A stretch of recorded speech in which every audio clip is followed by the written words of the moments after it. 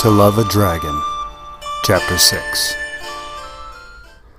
Years had passed since the night fate stole Lillian's love from her, but time was better for her now.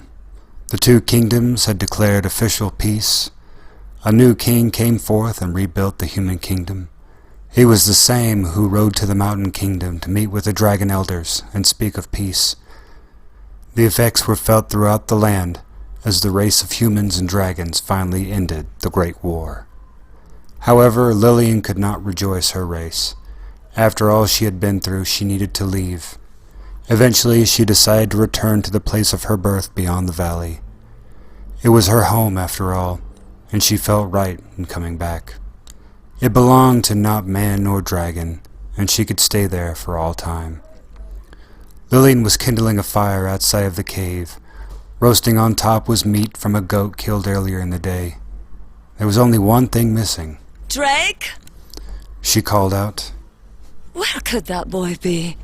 Moments later, faint sounds of flapping wings could be heard in the distance. A figure came into view. A boy with the look of 10 years was coming down to the mouth of the cave. He made his way down from the sky, hovering above the mouth of the cave before finally landing. His features were that of an average human boy. Hair, face, build, and height. Only he had a set of leathery, scaled wings on his back. "Mother, I'm back!" The boy shouted out. Lillian walked out to greet him. Drake, you know I worry when you stay out for so long. And it's not like I can chase after you anymore, now that your wings take you wherever you choose. Lillian said, chastising him. "Oh, Mum, I wasn't out very long. Besides, I'm back in time for dinner, aren't I?" He defended. Yes, you are, my son.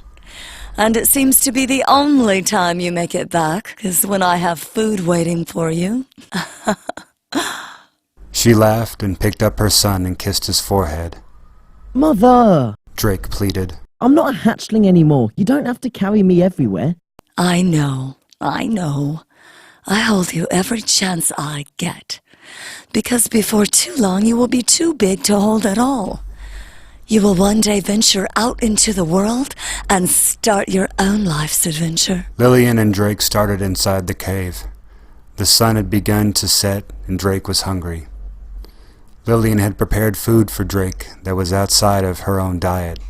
She realized from his infancy that his food was different than that of a normal dragon, for he was not a normal dragon after all. His human and dragon heritage gave him a life new to the world they lived in. He craved milk as a hatchling instead of the regurgitated fish. Lillian knew human babies drank milk, but she had none to give. After moving back to her home in the West Peaks, she knew of the plentiful goats there. Milking was never an easy task, as the goats would run at the side of a dragon, but she always caught them and got what her son demanded.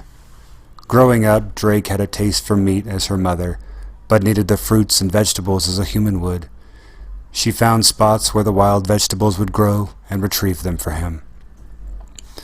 So mother and son sat down inside the cave and began to eat. Lillian ate slowly and watched her boy. Drake, who was more interested in the roasted goat, didn't seem to notice. It was all right, though. Lillian was content to see her son grow day by day into the wonderful being he was. She thought more and more as of late where he would fit in the world. She would think to herself that he could stay in the cave with her forever. But she knew better. He would leave one day, and she didn't know if the world would accept him for what he was. She knew that her love with Park wasn't understood, but they loved each other regardless. She would have to trust that Drake would find his own place in this world. Drake finished his food and Lillian cleaned up the mess. Drake yawned as he sat outside watching the sun set on the valley. Drake, it's time for bed, my son. Lillian called out. "Yes, Mother." Drake replied sleepily. Drake walked back in and walked to his bed. He tucked his wings to his back and climbed in, pulling the bearskin over him. Drake had never been fond of sleeping on gold and gems as his mother had. Her species of dragon would do so, but his human side needed something more, so instead she lined the walls by his bed with gems and gold. He liked it better that way. He was still his mother's son and enjoyed the sight of them. Lillian came to sit by his bed.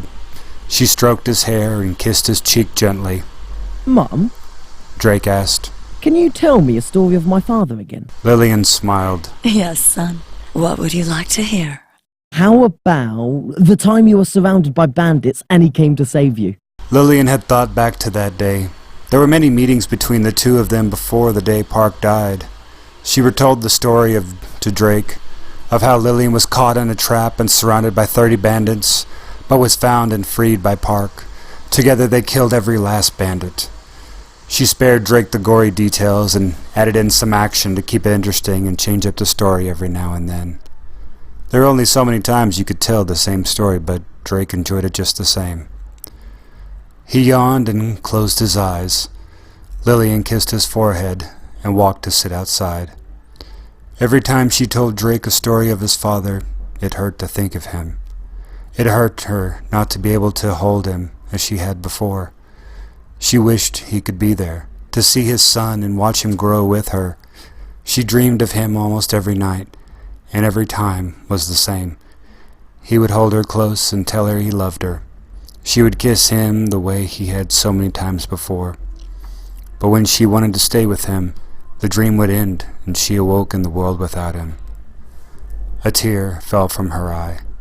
She would never want for Drake to see her this way, so she would step out when she felt like this. Lillian picked herself up and walked inside. She put out the torch inside and climbed onto her gold. As she drifted off to sleep, she felt content. She would always love Park and never forget him, as he gave her the greatest gift in her life. Her son and love in a world that could never understand.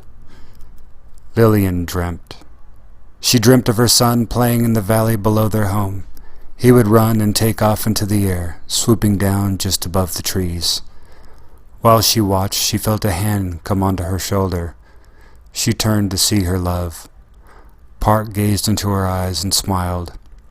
He wrapped his arm around her and looked up at his flying son. You have done so well raising our son, Lillian.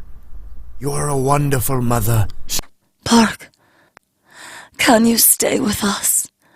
I must go, my dear. But I promised you long ago that I would always be here for you. I will always watch over you and Drake. Park replied. Knowing it already, Lillian embraced Park and shared a kiss with him. As her dream began to fade, she knew she would always have Park with her and Drake, even if only in a dream.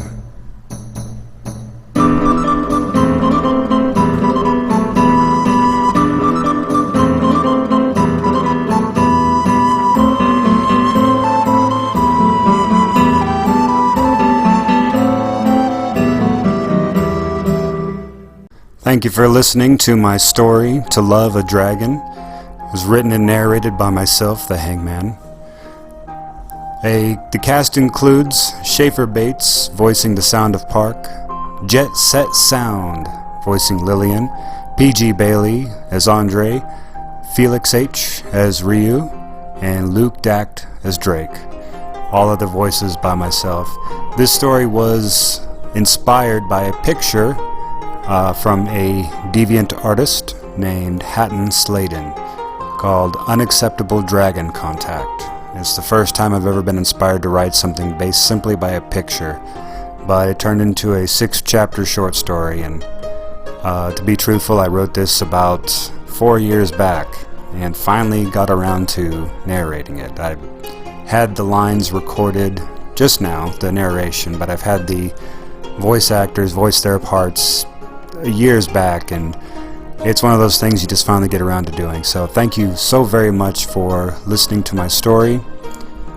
I appreciate all of you. If you like what you hear, for more narrations, for regular stories and action or fantasy or science fiction, horror, and creepypastas and things like that, please hit the like button, subscribe, and I'll see you next time. Thank you.